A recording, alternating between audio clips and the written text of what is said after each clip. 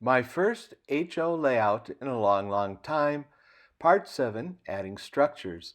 With the track work completed, it was time to populate the layout with purpose.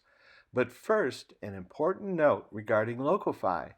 My two dead rail, LocoFi controlled Walther's Trainline GP15-1 diesel sound locomotives continue to perform excellently. LocoFi announced that they are extremely close to releasing the Steam sound version of their system. A teaser was posted on YouTube on May 2nd, 2023. Why are these trains running? They need purpose. They need industries, warehouses, and the like. I decided that the quickest way to add structures was to use paper buildings. What? Well, not really paper, but cardstock structures. I saw what Towan was doing with cardstock structures, and I was very impressed. Luke can be found on YouTube by searching his name. The following are screen grabs of some of his work.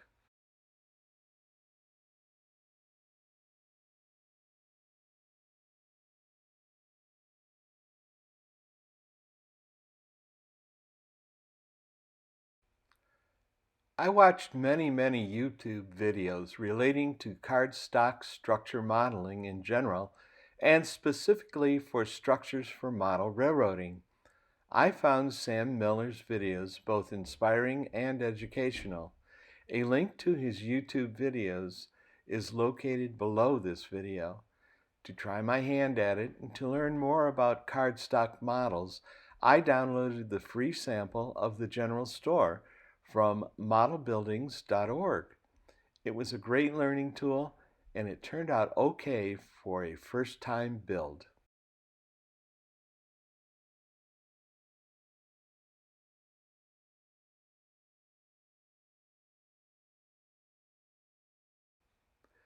The Steve's Trains video on YouTube, titled Great Looking Paper Structures, only $8, led me to Team Track Models. Steve models in N scale, but I like the looks of the ACME transfer warehouse and downloaded the HO scale version. There are sizes for HO, N, NUK, and OO scale. While it wasn't free, it was certainly low cost at $7.99 in March of 2023. I liked it so much and learned so much from it that I built two of them. The first one has the office on the side of the warehouse, and the second one has the office on the end. Details are available. See the link below this video.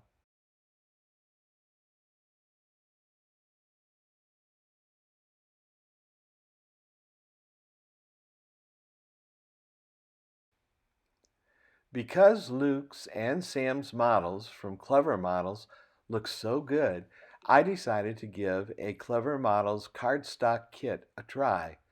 Clever Models has, or at least had at that time, a free download of their HO scale crossing tower. I downloaded it, read all the Clever Models documentation, and was unable to complete the HO crossing tower. The problem was that while the parts printed in O scale may be large enough to cut out and work with, when reduced to 55% of the O scale size, they become too small to physically work with. While it took many days to reach that conclusion, it was a good learning experience. I documented what I learned in one of the links noted below. The link is titled, What I Learned While Not Being Able to Complete This Structure. I wasn't ready to give up on Clever Models. I looked through their available cardstock kits and found the Cream City Toolworks in HO scale. According to them, Cream City is unique in that it is made up of 4 separate buildings.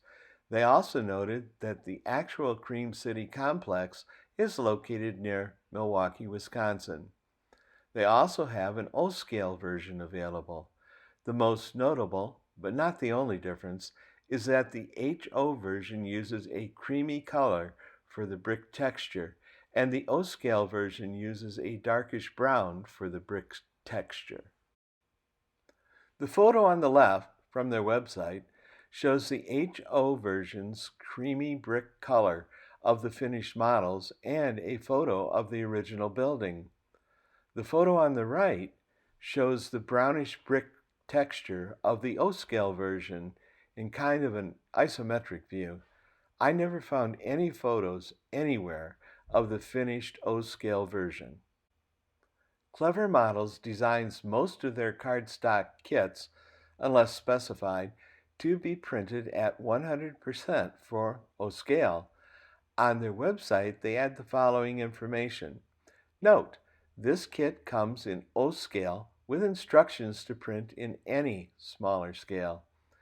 To create the printed kit parts in HO scale, the printer is set to print at 55% of the original kit PDF.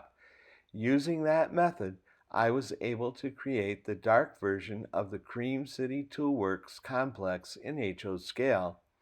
Once again, I learned a lot about construction techniques and some interesting things about their PDF kit plans.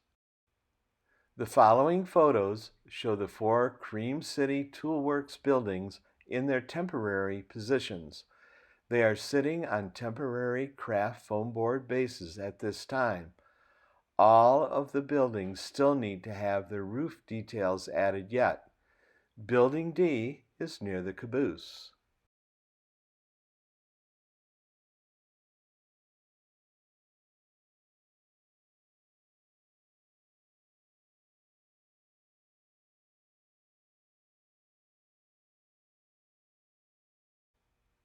I suggest that my website should be checked at least on a monthly basis to see what I've learned, relearned, and where I'm going next with this project. My email address is linked at the top of my webpage if you have questions to ask or comments to share. I would love to hear from you.